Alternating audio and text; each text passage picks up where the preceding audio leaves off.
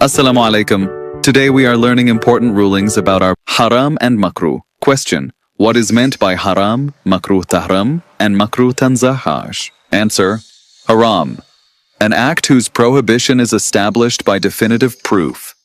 Whoever commits it is sinful and deserves punishment, and whoever denies its prohibition becomes a disbeliever. Makruh Tahram, an act whose prohibition is established by speculative proof.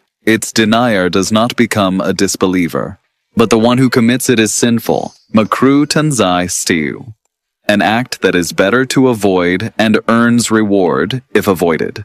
Committing it carries no punishment, but it is considered a lesser form of wrongdoing. Mubah. Question: what is meant by mubah? Answer: mubah refers to an act for which there is no reward in doing it and no sin or punishment in leaving it.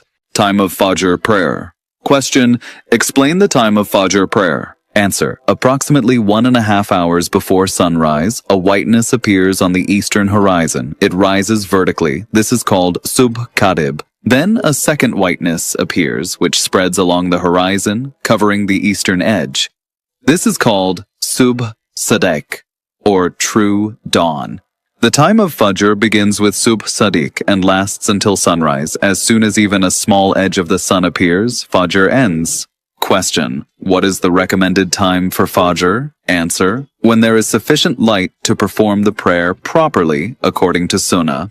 Time of Zuhr prayer. Question: explain the time of Zuhr. Answer: it begins after the sun declines from its zenith. It continues until the shadow of everything, excluding the original noon shadow, becomes twice the length of the object.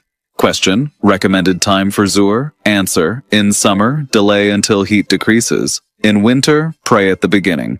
Maghrib begins the moment the sun sets. It continues until the shafaq, or twilight, completely disappears from the sky. First the redness fades, leaving a white glow. When this white twilight vanishes and the sky is uniform, Maghrib ends. Then Isha time begins. It lasts until true dawn appears. Ideally, try to pray Isha during the first third of the night.